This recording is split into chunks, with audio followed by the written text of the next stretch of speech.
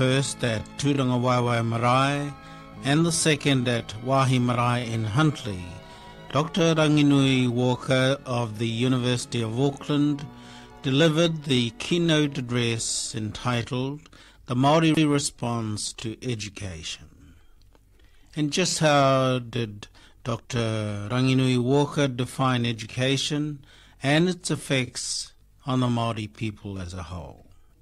Response to education. Now, the meaning of education is derived from the Latin root educare, which means to lead forth or to nourish. In relation to the Māori, that noble purpose was debased by the founding fathers of our nation, who used education as an instrument to subvert Māori culture and replace it with their own.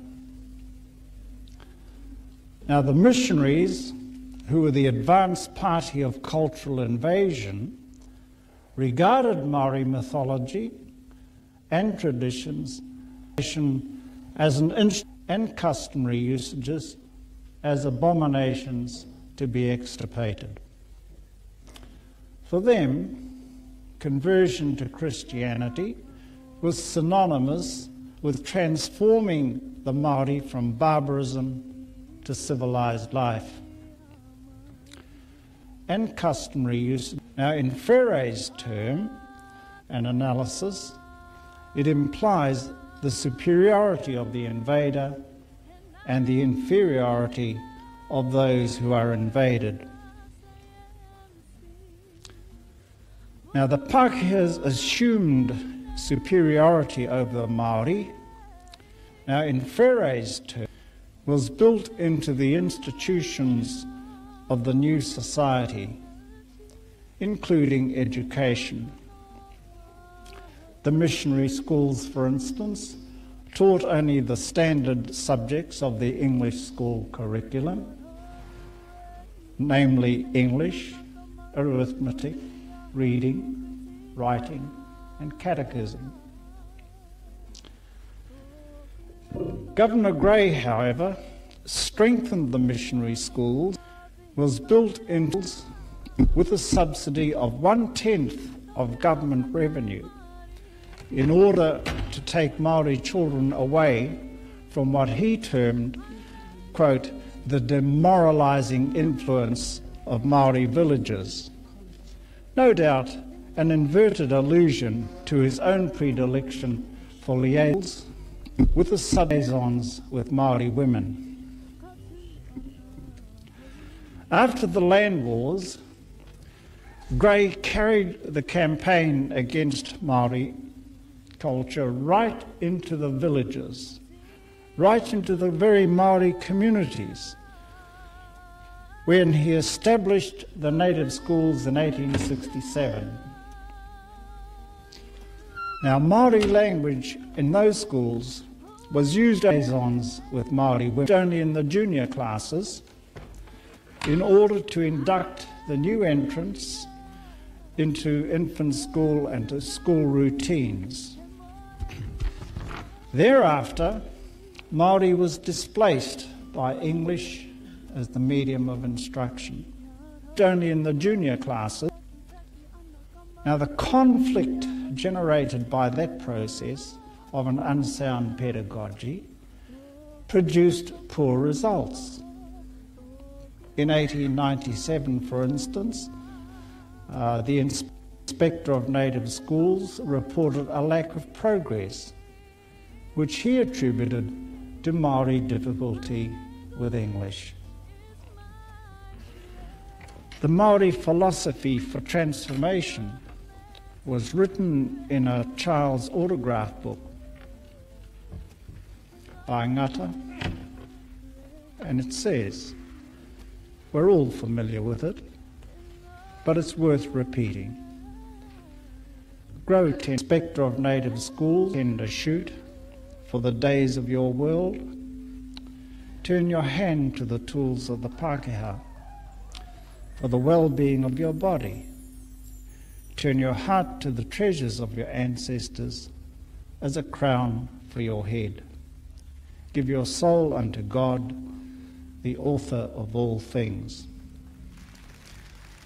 Now, in these oft-quoted words, ngāta exhorted the Māori to grasp knowledge from taha Pākehā for one's livelihood, while at the same time retaining taha Māori for one's sense of spiritual well-being. Ngāta himself, in these oft-quoted, initiated transforming action in a 20-year struggle to have Māori introduced as a subject for a BA degree. Criticisms from the professor of Romance languages at the university, for instance, that Māori lacked a literature and therefore couldn't be deemed an academic subject worthy of study, was rebutted by ngāta when he collected all the oral initiated transformations of the people in a 2-volume work called Ngā Mō Teatea. By 1951, when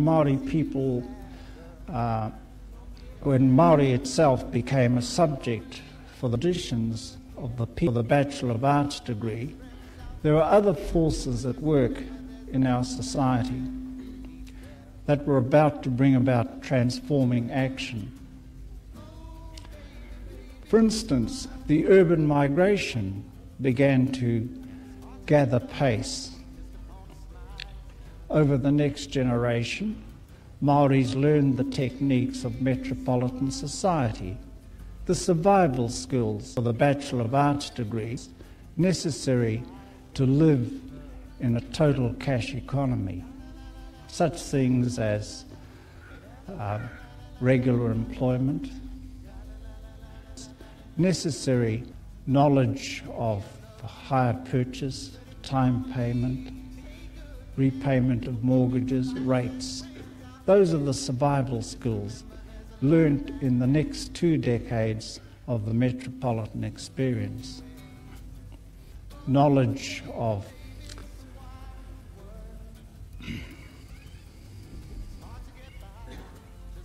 Now, over the next generation, once they'd learned those techniques of metropolitan society, the Māori people then turned to the resurgence of taha Māori, of which the most potent symbols are urban marae. And urban marae, of course, have spread in a place like Auckland to the point that we have something like 26 marae projects in Auckland. That's the establishment of taha Māori in the cities. Now, having established taha Māori, The Māori then turned to challenge Pākehā dominance and social prescriptions. By 1958, the rural-urban shift meant that 71% of Māori children were being educated in Pākehā schools. Teachers in these schools were not equipped to teach those. And he never got any luck there, so he went to the papers and then to television and said that his argument for stopping it was that he felt that devil worship shouldn't be allowed to be taught in our schools. And this is what he applied to the carving program that we'd introduced into the... And of course, as a young fella, that caught me completely off guard. I was, you know, that was a whole another level again. But you know, I was really grateful that all of the guns of Māoridom, Sir James Henares came out firing his guns.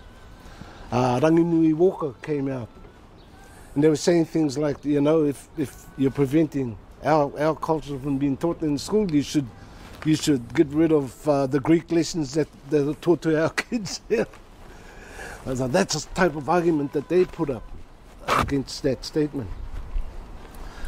But what it did to me personally was to question our existence as Māori.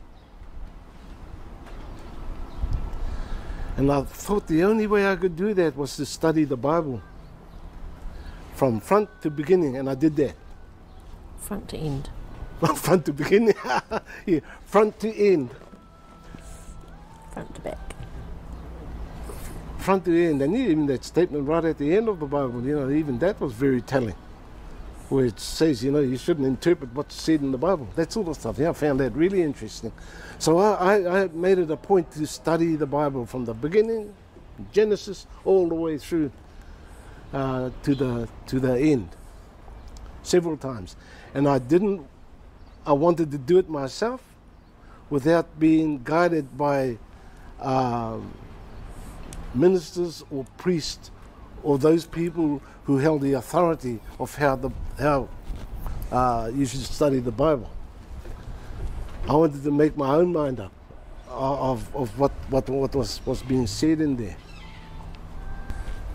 And so, yeah, so I did that. You know, I the part that got me in the stories in you know, in the Old Testament, where they talk about how God punished sinners. And you know, there's a story of Gomorrah. They reckon it was one of the most sinful cities on planet Earth, and he wiped them out completely. That set me back in my seat, and I started thinking, now, if we Māori were considered practitioners of the devil, then surely we would not have arrived in this country. He would have stopped us when Maui Tikitiki a Taonga began the journey way back in Savai. God had heaps of time to wipe our people out then, but we arrived here. So why did he let us do that? As children. Now, in the past, when they were going to the so-called native schools, there was an education gap, but the rural tribal hinterland was able to absorb those ones who'd been failed by that system because of the capacity of that tribal. This is a copy of the Kumulipo, one version of the Hawaiian creation chant, complete with genealogies. It is over 2,000 lines long, and just a small example of the kind of information that could be recited verbatim should the occasion require it. So why is it recorded in writing? King Kalakaua feared the overwhelming tide of Europeans washed up on their shores would eventually destroy the ancestral gifts held by his people for so many centuries. He ordered his priests and sages to record as much material as possible for the future generations of Hawaiians. That is how the kumulipo came to be recorded. One of the truly horrible things about contact with foreigners in general for Hawaiians had been the incredible die-off rate right after contact. We know that Cook introduced tuberculosis. We know that he allowed venereal disease to gain a foothold in the islands. We know that it was responsible for hundreds and hundreds of thousands of deaths, that those diseases and other diseases brought by the Europeans.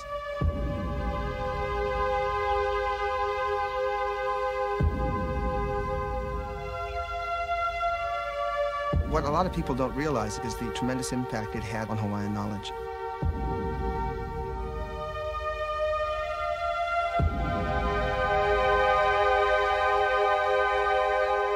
Since the holders of knowledge are generally the elders, you know, the kupuna and the makua, and since these were the ones that were dying, I mean, the elderly, the infirm, they went first. Many times without being able to pass on their knowledge. But even when they did pass on their knowledge, they were passing it off in a context of who knew who would survive, right? You could call in Keone and give him the genealogies, you can give him the knowledge, but Keone might be dead in 6 months himself, right? So within this context, basically what you have is an incredible loss of knowledge, okay? Nevertheless, and I think that's what's really interesting, nevertheless, the missionaries come in 1820. You know, people are still dying, and what they try to do is try to preserve as much knowledge as was left. So they send their young Hawaiian students out into the community. By the 1830s, they're doing that. They're collecting mo'olelo, they're collecting stories and genealogies, moku'auhau, mo'oku'auhau. And then, you know, and then the horrible thing is that then some of these missionaries will take these stories and then distort them, you know, in order to fit a Christian message, you know, a message of hope. These people lived in darkness, here comes the light, and now things will be better. And so what they didn't want to see was really a glorious past. And so the books are not written with a really glorious past, they are written to suit the missionary purposes.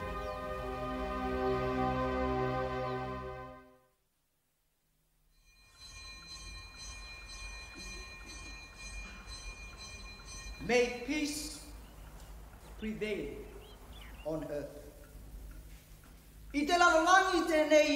Despite the intense destruction brought to them by their first contact with the slave traders, Nuku'ulailai welcomed those other newcomers, the missionaries, and became the first island in Tuvalu to accept Christianity. Today, they practice it with complete devotion. The church is the center of the village, and each day, their belief is observed in prayer and song. It's difficult for us to enter the minds of our ancestors and understand exactly why Christianity had such appeal for them. Material goods and literacy were strong attractions, as well as the promise of redemption for all. But some of the answer must lie in the way our own religious beliefs imbued every part of our world. Religion was so totally integrated into our lives that we had no separate word for it. But for a people descended from the gods, the concept was not a new one. And to a people who are sacred, what greater gift could you give to your God than yourself? The idea of sacrifice was common throughout the Pacific. A missionary in Tonga wrote that he couldn't understand why those being sacrificed were smiling and regarded it as an honor.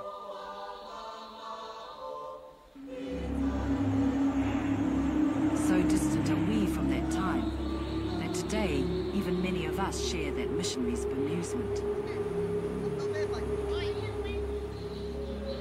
This is the area where the people of Nuku'ulailai would come to pay tribute to their god Tuvalu, who is half human and half spirit. As with many of our people today, such places hold a certain mystery and sometimes even fear. The purpose of those stones was for the performance of sacrifice. The people came to worship the god the Tevalu. Their ariki would stand like we are now and put the child that has to be sacrificed on one of the stones on this side. Of warfare. which the new idea of Christian peace had to try to stop. It was an eye for an eye and a tooth for tooth culture at the time. Don't get me wrong, I'm not saying there wasn't love also there. I'm not saying there wasn't also all of these other nicer qualities of being human, but at the time of the arrival of the missionaries, there was a huge amount of conflict in the Māori world. And I think this was the context in which the missionaries came to. Of warfare. He mei hōnu tō rātou ākoranga e ngā hāhi. He mea tapu kia rātou. Mō ngā hunga kāhore I ruku I roto I te rā ao. Hoena he puka puka noiho. Me ngā kōrero a ngā poropiti. E tika ana e tau wāhanga. E ahu kore take e tahi. E he ana e tahi. Engari ko ngā whakapapa heke iho. Koe taonga hāhia mahia nei e rā pēra I ngā mōmona e ki ana ko tātou I heke iho I ngā tamariki āperahama. Engari ko te nuingo ngā Māori ka wehe atu tērā ki te tā, he mahi mo te rātapu. According to historical accounts, Penetana Papahurihia, also known as Te Atua Wera, was one who accepted the missionaries' God but rejected their way of worship. He was a renowned ngāpuhi tohunga, descended from a tradition of healers and possessed visionary powers.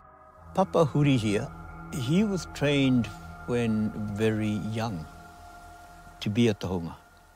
And his knowledge grew up in Hokianga with many other tohunga around him.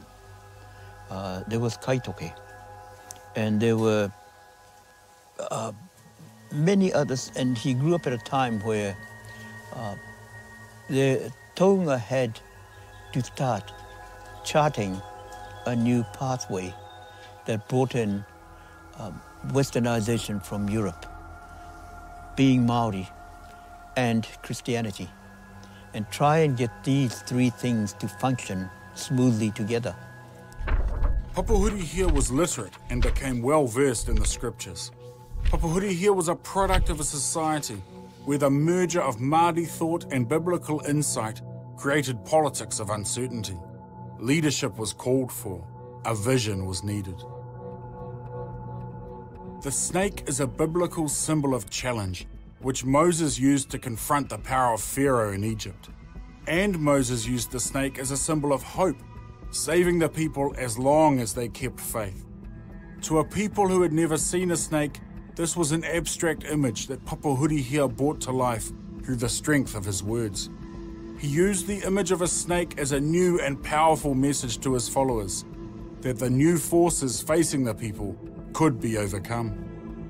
I think that that word ngārara is a word that is always evocative of a human being who is slippery in their manner, someone who is untrustworthy. And I imagine that that's what Papahurihia would have done with that imagery at that time. Likened it to something that was present in the community, whether it was the tuna, that would have been the closest really, wouldn't it? So like the tuna, you know, you can't handle these things easily if you don't have a firm grip on their bodies. Then the chances are that they'll either get away from you and you won't know what the consequences are of that contact that nonetheless you've had.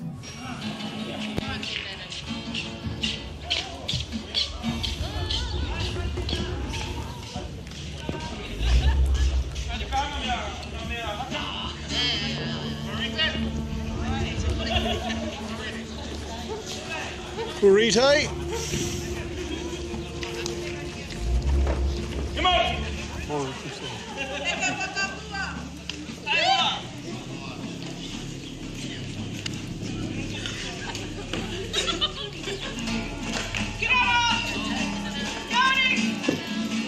E ana tēnei tangata te kōru kia. Nā tīna wai wha.